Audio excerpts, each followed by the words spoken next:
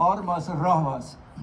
Ma ei hakka ükshaaval tervitama teid, aga te kõik olete ju meie meeskonna liikmed. Nii et palju õnne tänase Eesti Vabariigi sünnipäeva puhul. Nii lipuseltsi poolt kui ka Eesti Eruohvitseride Kogu juhatuse poolt. Nüüd paar sõna siiski ajaloost. Mäletate seda ütlust, et kes ei meenuta minevikku, elab tulevikuta. Viimased kuud on olnud hästi töökad nii lipuseltsil kui ka ohvitseride kogul ja need näitused, mida me oleme avanud, konverentsid ja lipupäevad on üle Eesti toimunud ja need on väga hästi vastu võetud. Aga teate, mis on huvitav ja teile siin täna ka, et kui me räägime Eesti ajaloost, siis väga tihti hakatakse vaidlema, et kes olid kõige need tähtsamad. Oli see Päts, oli see Laidoner, aga unustatakse tihti ära Poska, kelle 160. me äsja tähistasime suurelt.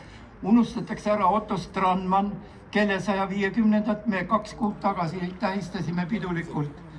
Ja unustatakse ära Vilms, unustatakse ära väga paljud mehed.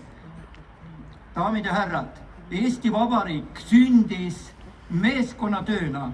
Seesama Otto Strandman, Eesti autonoomia ja 10 kuud hiljem sündis alles Eesti Vabariik.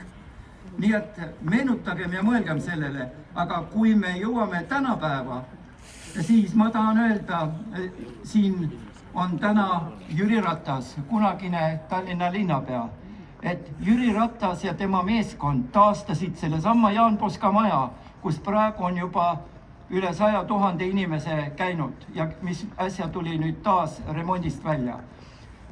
Nii et Jüri Ratas on andnud oma panuse ja see on, ütleme, tänase päeva kontekstis.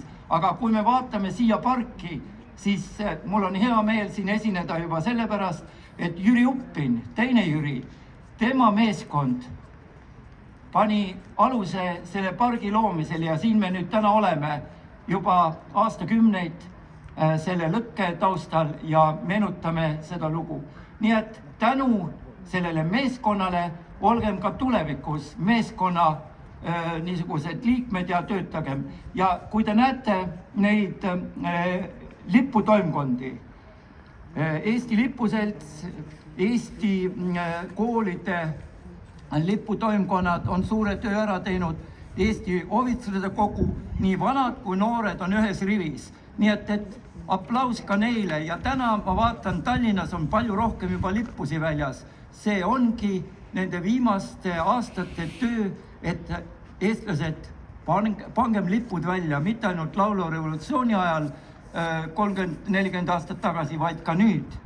Pidupäevadel lipud välja. Jõudu, tegutseme koos, aitäh teile! Aitäh, Jüri Trei! Ja oleks vist paslik ära mainida ka, kes need lipud